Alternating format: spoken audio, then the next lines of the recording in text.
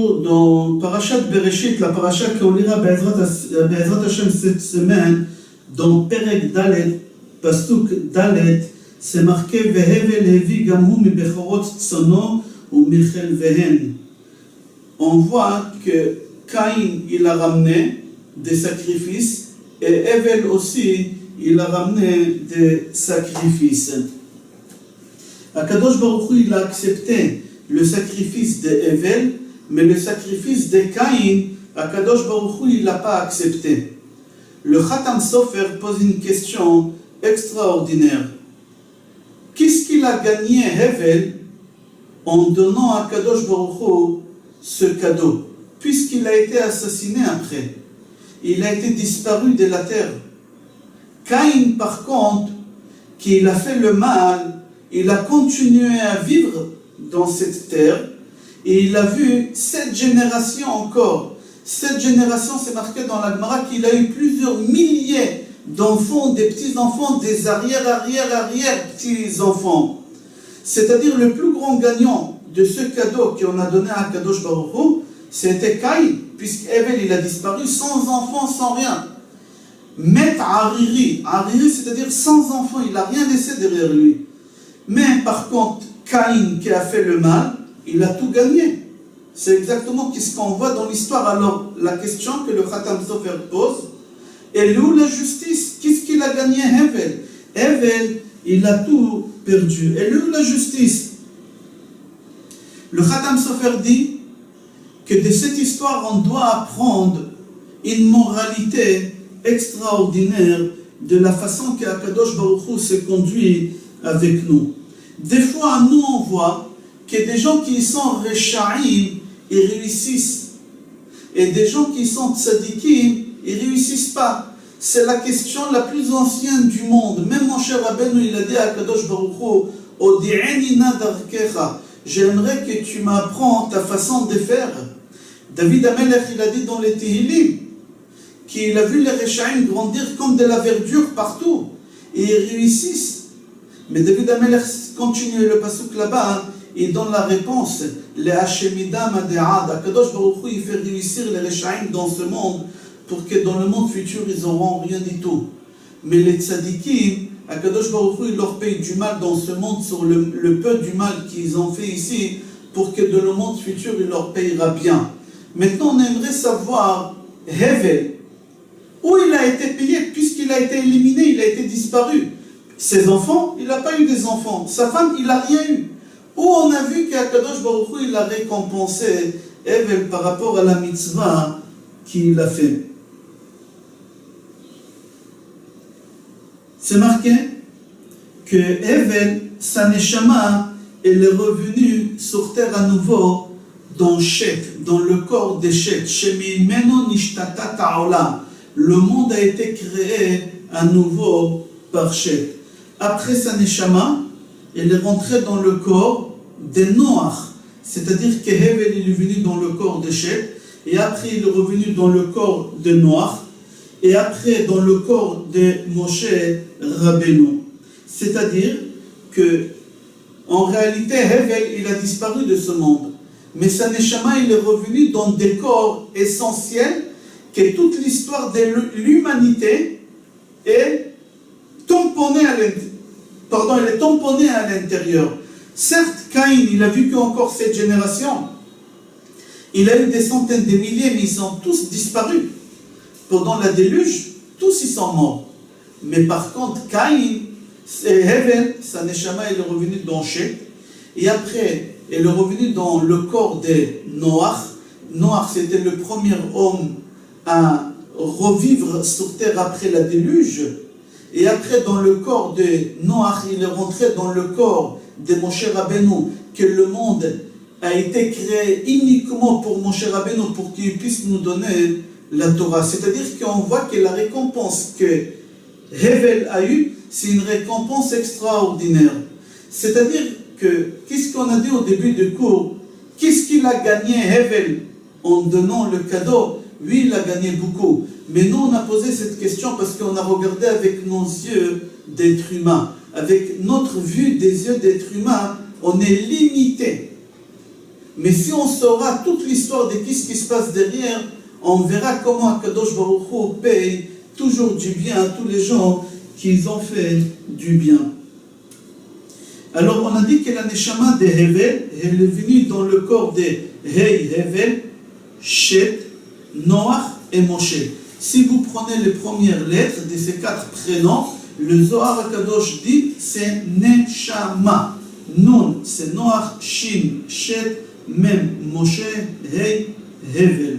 Comme ça le Zohar Akadosh dit qu'Akadosh Baruch Hu il a créé tous les Neshamot de ce monde-ci où on est aujourd'hui suite à la Neshama de Hevel.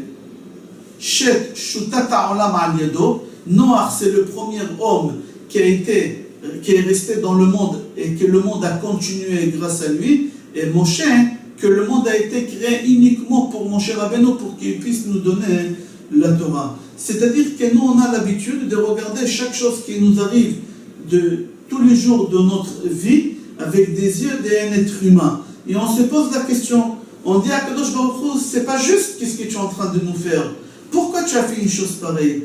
Mais nous, on se pose des questions parce que notre vue, elle est limitée. On n'a pas tous les données pour comprendre qu'est-ce qui se passe. C'est comme si je montre à quelqu'un un film qui dure 1h30 et je lui montre une scène d'1 minute.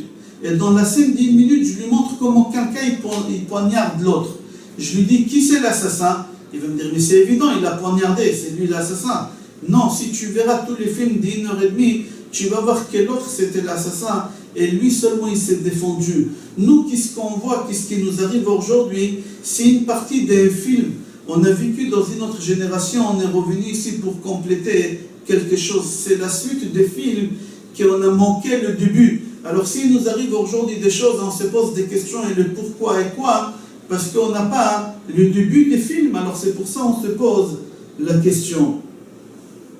Pour comprendre ça, c'est comme un homme qui regarde par le trou d'une porte.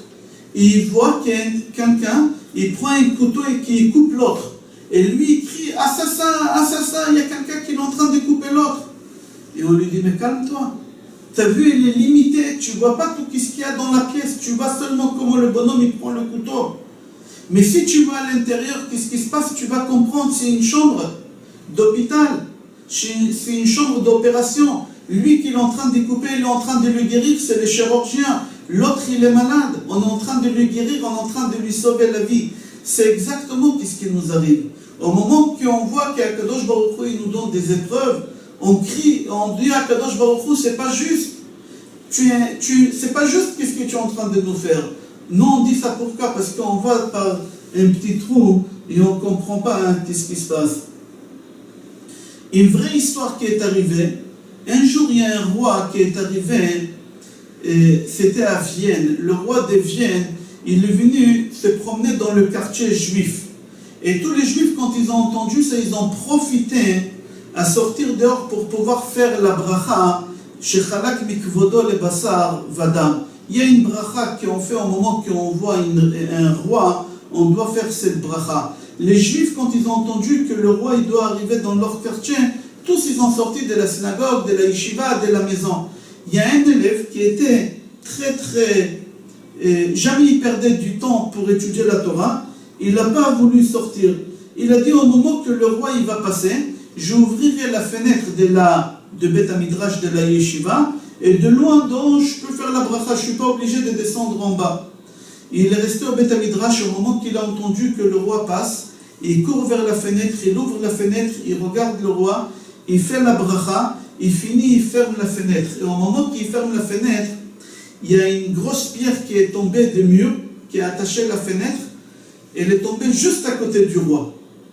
Et là, tout de suite, ils ont dit un attentat. Ils ont commencé à courir, tout de suite, ils l'ont attrapé. C'était évidemment lui, parce que c'était le seul qui est resté au Beth Midrash. Sur le champ, ils l'ont fait un mishpat sadeh en hébreu, on dit, ils l'ont jugé sur le champ. Sur place, ils l'ont jugé, et ils l'ont pendu sur place. Tous les gens de la ville, ils ont parti voir le Rosh Yeshiva, le Rav de la ville, ils leur ont posé la question, comment c'est possible une chose pareille? Il n'a pas voulu faire Bitul Torah, c'était un élève très très sérieux. Comment Kadosh Baruch Hu il a pu faire une chose pareille? Le Rosh Yeshiva, il n'a pas su quoi répondre. Mais il a pris sur lui de jeûner pendant 40 jours pour qu'Eliyahu Hanavi vienne dans le rêve et qu'il lui donne la réponse pourquoi cette histoire est arrivée. Le Rav, il a tellement prié, à tel point que dans le ciel, ils ont donné autorisation à cet élève de venir dans le rêve chez le Rav et qu'il lui explique. Et au moment que le Rav dort, dans son rêve, il y a l'élève qui vient et il lui dit « Qu'est-ce que vous avez vu et qu'est-ce que vous pensez encore, c'est faux. Tout ce que vous avez vu, qu'est-ce qu'ils m'ont fait, c'est faux. Pourquoi? Parce que tout ce qu'ils m'ont fait, c'était du bien. Pourquoi? Parce que sauf, en fin de compte, à la fin, j'ai retrouvé mon repos éternel. » Il leur a dit parce que moi, je viens d'une génération de l'époque de Jérémie le prophète. Elle a connu l'histoire dans le prophète que c'est marqué là-bas qu'un des voyous, il a pris une pierre et il l'a jetée sur le prophète Jérémie. Et il n'a pas été puni. Mais au moment qu'il est monté dans le monde céleste pour retrouver sa place éternelle, les malachim, ils ne l'ont pas donné le repos. Ils l'ont dit, tu dois retourner sur terre pour payer. Et il leur a dit, depuis l'époque de Jérémie, je reviens, jamais j'ai eu l'occasion de réparer l'erreur que j'ai faite à l'époque de Jérémie le prophète. Jusqu'à cette fois-ci, maintenant que j'ai fermé la fenêtre et que la pierre elle est tombée à côté du roi, et le roi il est comparé comme un prophète, là j'ai fait ma réparation une fois pour toutes, depuis des années que je souffre. Je retrouvais mon repos éternel. Maintenant, d'ici on apprend, quand on a une partie de l'histoire, et on n'a pas toute l'histoire, on a toujours des questions. Mais à partir du moment qu'on a toute l'histoire, on n'aura pas de questions. C'est marqué dans la Gemara, au moment qu'on arrivera dans le monde céleste, on n'aura pas de questions parce que les choses ils seront tellement claires et évidentes qu'on n'aura pas de questions à demander à Kadosh Baruch Hu pourquoi et pourquoi. Le Rambam, il explique comme ça, il dit si c'est arrivé chez quelqu'un, chas v'shalom, quelque chose du mal, il ne faut pas croire que c'est du mal. Parce qu'avec notre yeux d'humain qui est limité, on croit que c'est du mal. Et même contraire, si ça t'est arrivé quelque chose du bien, n'y crois pas que c'est du bien. C'est possible que ce n'est pas du bien qui t'arrive. Seulement avec l'œil humain que tu as, tu crois que c'est du bien.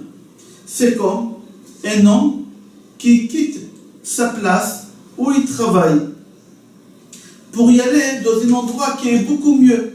On lui propose là-bas une voiture de fonction, on lui propose un poste très important, avec un salaire très important, et il quitte son ancien employé pour aller travailler dans le nouveau travail. Et il commence à travailler 1 mois, 2 mois, 3 mois après, il voit qu'il ne s'accorde pas et qu'il ne s'arrange pas avec les employés, avec les patrons, etc. Il est obligé de quitter cet endroit et aller pointer, comme on dit chez nous. C'est-à-dire au début, quand il a trouvé ce travail-là, il était content, il a dit à Kadosh Baruch Hu il m'aime, à Kadosh Baruch Hu il m'ouvre les portes, et voilà une voiture de fonction, voici une augmentation des salaires extraordinaires. Alors toi tu vois sur le champ du bien, mais à court terme, si on peut dire, 2 mois après, il s'est fait virer. Pourquoi? Kadosh Baruch Hu il a ses raisons pourquoi il a fait ça. Mais, au contraire, il y a quelqu'un qui ça fait 40 ans qu'il travaille dans la même usine, et il a ce rythme, 7h du matin à se lever, faire la tefila à 8h moins quart, petit déjeuner, à 8h il est à l'usine, il travaille pendant 8h jusqu'à 17h, à 17h il rentre chez lui, il prend un goûter, après il va au Dafayomi, après il rentre à la maison avec sa femme, ses enfants, après il monte au lit pour qu'il recommence 40 ans la même chose. Un jour il tombe malade, il est obligé de rester à la maison pendant très longtemps jusqu'à ce que le patron il a licencié. Au moment qu'il a reçu cette lettre, il a commencé à pleurer, j'ai perdu ma place, je suis incapable de rien faire, ça fait 40 ans que je fais que ça, qu'est-ce que je vais faire? Jusqu'à qu'on lui a proposé un poste, et il a accepté, il n'avait pas le choix, et il a monté des grades, jusqu'à qu'il est devenu le directeur général de toute la boîte. Et au moment qu'on lui a posé la question, dis-moi au jour d'aujourd'hui, viens, on va revenir le jour que tu as reçu ta lettre de démission après 40 ans dans la même boîte. au jour d'aujourd'hui, qu'est-ce que tu dis? Il dit, j'ai dit merci à Kadosh Baruch Hu qui m'ont licencié de là-bas. Parce que sinon, j'aurais continué encore 40 ans là-bas jusqu'à ma retraite, j'aurais resté là-bas. Heureusement que je suis tombé malade, ça m'a obligé de ne pas y aller au travail, et eux, ça les a obligés à me licencier. Et aujourd'hui, regardez le poste que j'ai. En réalité, dans les deux histoires que j'ai racontées, dans un, on voit que le bonhomme, il a vu que du bien. Et en fin de compte, c'était que du mal à court terme. Ce bonhomme-là, il a eu que du mal. Et à court terme, c'était que du bien. C'est-à-dire, nous, avec nos yeux d'humains, on ne sait pas exactement qu'est-ce qu'on a. On voit la même chose dans la Torah. Dans la Torah, le jour des Kippour, on a l'obligation de prendre Se'ir le Azazel. On doit prendre deux animaux. Il y a deux animaux. Il y a un qu'on le ramène au sacrifice tout de suite au Beth Amikdash, Korban la Hashem. Se'ir echad Korban la Hashem, ve Se'ir sheni le Azazel. Le deuxième, qu'est-ce qu'on lui fait? On le décore. Et on lui dit, on va aller se promener. Alors il faut boire beaucoup d'eau. Et il y a des gens importants qui vont t'accompagner. À première vue, cet animal, quand il voit ça, que son ami il va être égorgé et lui il va se promener, à court terme, lui il voit, moi je suis gagnant. J'ai tous les honneurs du monde. Ils sont en train de me préparer à manger pour la route. Ils sont en train de me donner à boire pour la route, une gourde. Ils sont en train de me... Quelle des bonnes choses. Mon ami, ils l'ont égorgé. Et moi, je vais aller me promener. Mais à court terme, il va comprendre la catastrophe qui est là. Parce qu'arrivé au bout de cette montagne, là-bas, ils vont le pousser à l'envers. Ils vont l'envoyer, le Azazel, ils vont l'envoyer en enfer, où il y a le mauvais penchant, pour essayer de le convaincre de ne pas nous faire du mal cette année. Et l'autre qui est parti mourir tout de suite, il est parti Korban la Hashem, il a eu tout le mérite, lui. Toi, tu as eu le mérite de quoi, et lui, il a eu le mérite de quoi? C'est-à-dire, sur le champ, on a vu que le Se'ir, le Azazel, lui, c'est le plus grand gagnant. Et l'autre, c'est le perdant. Mais en réalité, c'était le contraire. Encore une parabole. C'est un bonhomme qui habitait dans un village, dans une bled, comme ça, loin. Et un jour, ce bonhomme, il est parti dans la grande ville, et c'est la première fois de sa vie, il voit un train. Et devant le train, à l'époque, ce n'était pas automatique comme aujourd'hui, devant le train, il y a un bonhomme qui est habillé avec un habit moitié rouge, jusqu'à son pantalon inclus, et moitié vert. Quand il levait la main verte, les portes du wagon ils s'ouvraient. Quand il levait la main rouge, les wagons se fermaient. Quand il baissait les deux mains, le train partait. Et lui, quand il voyait ça, il a cru que c'est un magicien. Il lui est parti le voir, il a dit, dis-moi, quand tu lèves la main droite, les portes s'ouvrent. Quand tu lèves la main gauche, les portes se ferment. Quand tu baisses les deux mains, le train part. Tu es magicien, toi? Il a dit, non, pas du tout, je ne suis pas magicien. Tu vois, il y a une tour de contrôle là-bas. C'est eux qui me disent qu'est-ce que je dois faire de là-bas. C'est eux qui voient tout, c'est eux qui guident et qui gèrent tout. Moi, je suis qu'une marionnette ici, c'est tout. C'est exactement nous dans ce monde. Il y a une tour de contrôle dans le ciel, à Kadosh Baruch Hu, qui voit tout et qui sait tout. Et nous, on n'est que des marionnettes. On croit que nous, on fait, qu'on est magicien, qu'on a réussi, qu'on a pensé, qu'on est les plus forts, qu'on est les plus intelligents, qu'on est les premiers, qu'heureusement qu'on a eu cette pensée. Mais en réalité, on n'est rien du tout, on n'est que des marionnettes ici.